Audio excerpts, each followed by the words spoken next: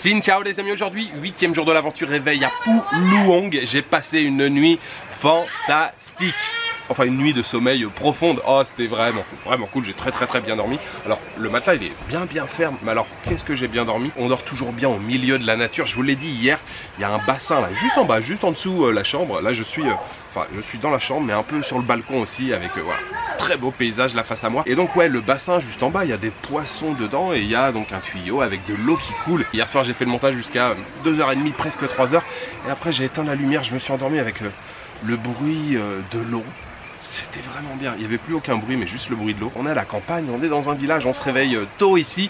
À 6h ce matin, il y avait déjà pas mal d'activités dans le village, pas mal de bruit. J'étais allongé, j'ai ouvert les yeux, à travers la vitre, j'ai vu ce paysage là, je fais ah là là, ouais c'est vrai. Et comme aujourd'hui c'est une petite journée, je vous l'ai annoncé hier, hein, aujourd'hui je vais à la Meisho, il n'y a pas beaucoup de kilomètres. Je me suis dit allez c'est bon, grasse matinée, je reste là tranquille. Et du coup je me suis rendormi et je me suis réveillé, il était 9h30. Je vous l'ai dit à l'instant, hein, aujourd'hui petite journée. Je viens de regarder Meisho, c'est seulement une cinquantaine de kilomètres d'ici, donc c'est vraiment pas beaucoup. Après c'est de la petite route donc ça va prendre un certain temps, mais je vais prendre mon temps, on va profiter tranquillement de la route et encore une fois bien sûr des paysages. Meisho c'est aussi très joli, donc on va arriver pas très tard, même si je crois qu'il est pas loin d'11h maintenant, hein. J'ai pris mon temps, même depuis que je me suis réveillé, j'ai pris ma douche, je me suis tranquillement allongé encore, j'ai lu quelques-uns de vos messages.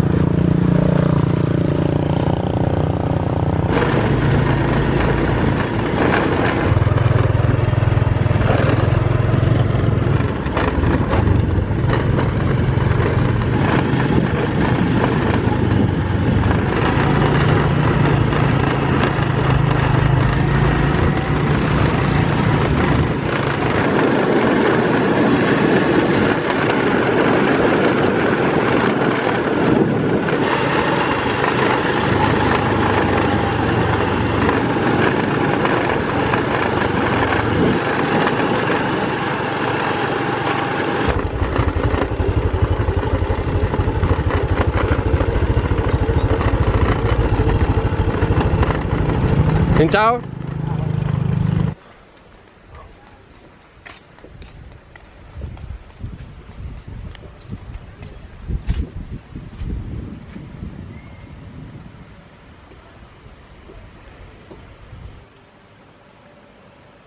Regardez encore une fois ce paysage de grande qualité qui se trouve derrière moi. Franchement, j'hallucine depuis que je suis arrivé hier dans cette région. Je crois que je vous l'ai dit, mais vous savez, je commence à être vieux, je commence à me répéter un petit peu. J'ai vraiment l'impression là que c'est la meilleure période pour profiter des belles rizières en terrasse, bien vertes. Franchement, les couleurs sont éclatantes. Je suis déjà arrêté, j'ai pas fait beaucoup de kilomètres, hein. J'ai dû faire, allez, 5-6 km je pense depuis Phu et c'est déjà la deuxième fois que je m'arrête.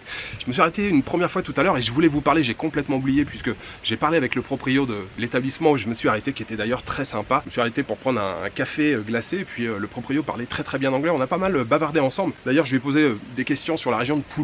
J'ai l'impression que cette région s'est développée assez récemment d'un point de vue touristique et effectivement c'est ce qui m'a confirmé. Il m'a dit que ça faisait seulement quelques années là que voilà, il y avait des homestays, des guest house, même des resorts hein, qui commençaient à se développer un petit peu dans la région de Phu.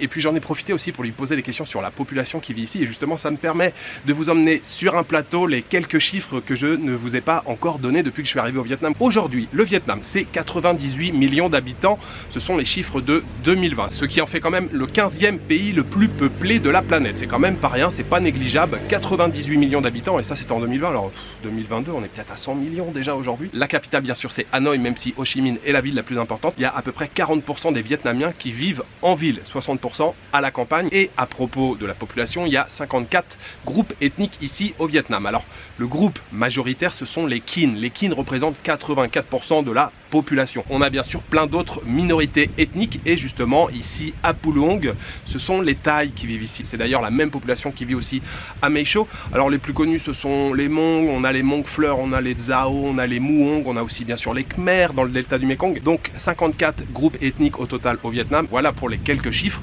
Moi je vais siroter tranquillement mon jus de fruits de la passion.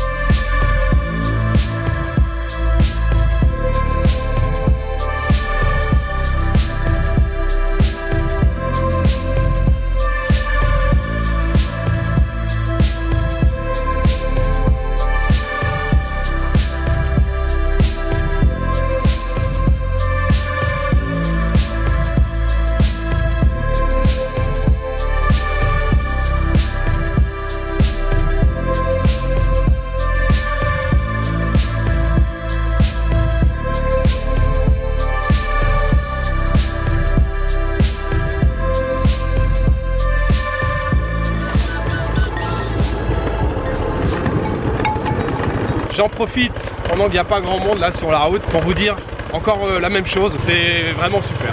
C'est vraiment super. La route là, depuis que je suis parti, ça fait quasiment que de descendre. Et voilà, c'est que des virages de montagne. On est au milieu de bambou comme ça là. C'est super beau. En plus, voilà, on est à l'ombre. Vraiment, vraiment. Je kiffe, j'adore. Et sinon, oui, vous l'avez vu, j'ai fait quelques images, juste quelques images. C'était le premier essai avec le drone. Oui, je me suis racheté un drone. Oui, j'ai craqué. J'avais dit les drones, c'est fini. Et puis finalement, non, j'en ai racheté un. Je viens de le faire voler à l'instant là. J'avais même pas vérifié s'il y avait de la batterie ou quoi. Mais il en restait un petit peu. Donc voilà, j'ai volé un petit peu là au-dessus des rizières en terrasse. Ouh, c'était magnifique. J'attends de voir ce que ça va donner quand même sur un grand écran. Le drone, c'est quand même du pilotage. Ça fait longtemps que j'en avais pas fait. Je l'ai acheté juste avant de partir, mais quelques jours avant de partir. Je l'ai fait voler 3 fois vite fait comme ça là chez moi.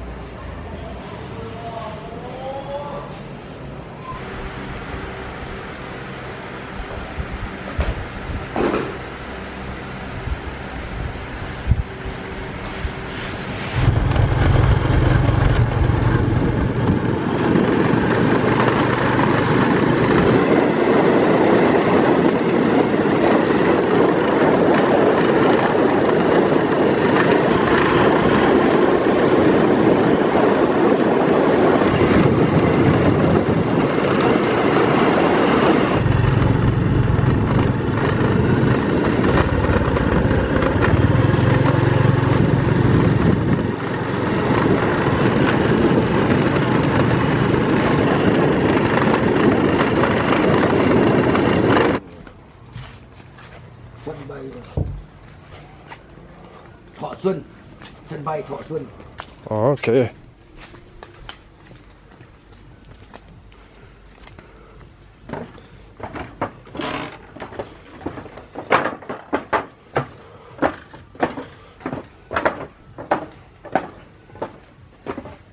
Ok.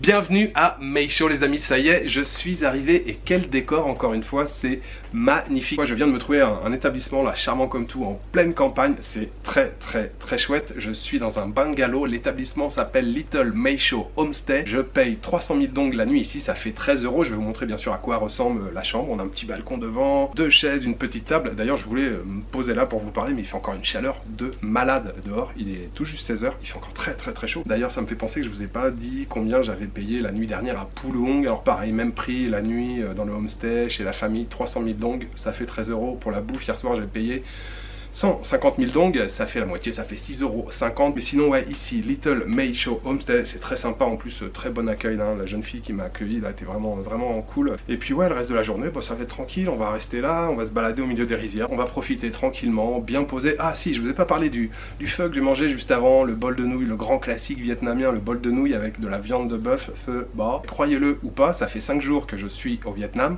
C'est le premier que je mange, j'en avais pas encore mangé, je me suis arrêté, je sais pas, c'était une quinzaine de kilomètres avant d'arriver ici là, il était excellent, très bon, bol de nouilles, feu, bon. J'aimerais le dédier aux tipeurs, je voudrais remercier aujourd'hui Cyril Morance, John Chabret et Yann Lecam. Merci beaucoup à vous trois pour votre soutien, ça me fait vraiment chaud au cœur.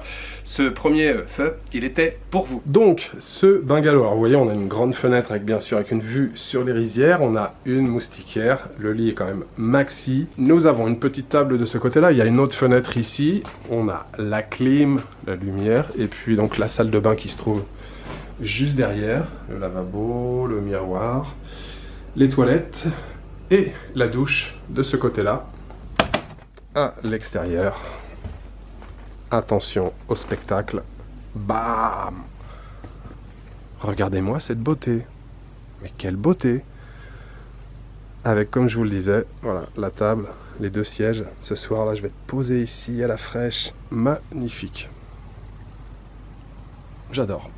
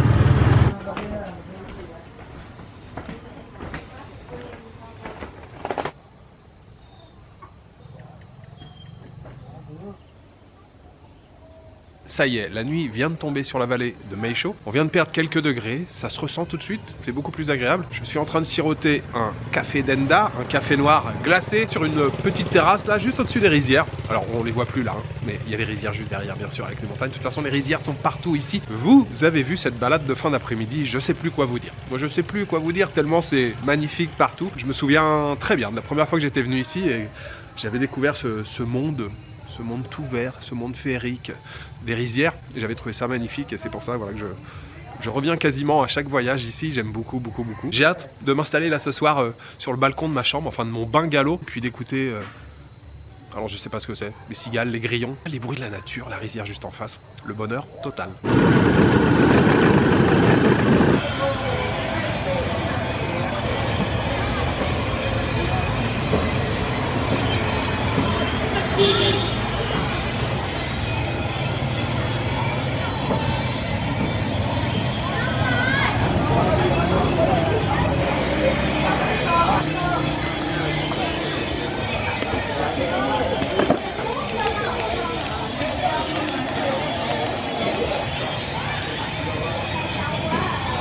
Ce Bancheo au Cambodge. Ici, on doit dire Banseo, je crois simplement, c'est une tuerie. Il est excellent, il est vraiment très bon. Très très bon.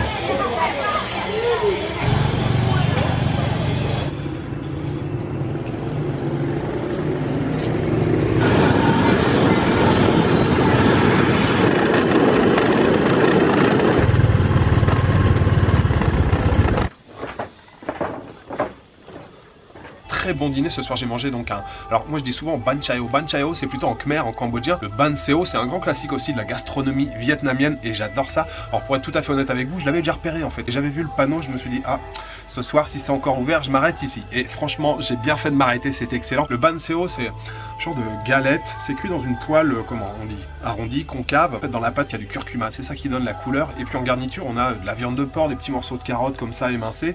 Et puis des pousses de soja. Et souvent au Vietnam c'est servi comme c'était servi ce soir, c'est-à-dire avec un saladier. Vous avez de la salade, des herbes aromatiques, il y a de l'amande, de la laitue, des petits morceaux de concombre et puis des feuilles de riz. Donc vous faites votre petit rouleau de printemps comme ça, vous mettez la garniture, le concombre, la salade et puis le banseo il est déjà prédécoupé, vous prenez des petits morceaux, vous mettez tout ça à l'intérieur, vous roulez le tout et puis vous trempez ça dans une petite sauce servie à côté bien sûr. Waouh, c'était bon, mais qu'est-ce que c'était bon. Bien sûr toujours sur le trottoir, sur les petites tables en plastique, sur les petits tabourets en plastique, toujours au cœur de l'animation. J'ai payé 50 000 donc ça fait un tout petit peu moins de 2 €. Ce premier Banseo de ce séjour au Vietnam, je voudrais bien sûr le dédier aux tipeurs. Je voudrais remercier ce soir Patrick Bochard, Mammouth, David Gerlier et Cynthia Buzzetti.